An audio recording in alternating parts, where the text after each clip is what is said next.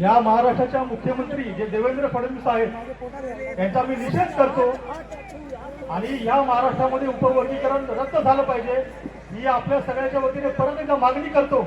आणि ह्या देवेंद्र फडणवीस मुख्यमंत्री यांना मी सांगू इच्छितो, तुम्ही फक्त स्वप्नामध्ये तुम्हाला स्वप्न पडलं पाहिजे की उपवर्गीकरण रद्द केला, याद राखा त्याच मंडळामध्ये घुसून तुम्हाला नाही त्या मंडळाच्या बाहेर आम्ही या सर्वांनी मिळून अगर फेकलं तर डॉक्टर बाबासाहेब आंबेडकरांची औलाद नाही, मातंग समाजाचा मोर्चा होतो।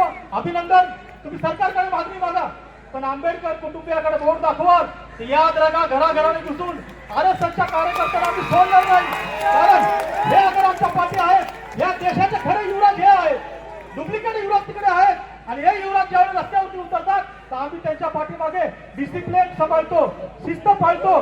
परंतु अगर तुम्ही ह्या आझाद मैदानामध्ये मुंबईमध्ये येऊन अगर चुकीचं वक्तव्य करत असाल, फुले शाहू आंबेडकरांचा हा महाराष्ट्र नाही असं म्हणत असाल तर तो जालन्यामध्ये राहतोय, आता तो घरामध्ये नाहीये, पळून गेलेला आहे आणि सोशल मीडियावरती कोणी आम्ही अपशब्द वापरत नाही सर, परंतु आजही अपशब्द वापरले जातात, उद्याही वापरतील, आम्ही शांत राहू। तो छोटा भाऊ आहे, चेतावणी फक्त देवेंद्र फडणवीस मुख्यमंत्री यांना आहे, तुम्हाला या महाराष्ट्रामध्ये अगर फिरायचं असेल, सरकार चालवायचं असेल तर याद राखा उपवर्गीकरण करू नका आणि करत असाल तर हे पूर्ण निळं वादळ, हे पूर्ण निळं वादळ, या निळ्या वादळामध्ये तुम्हाला कुठे उडून राहू तुम्हाला लक्षामध्ये पण राहणार नाही, ही चेतावणी आहे।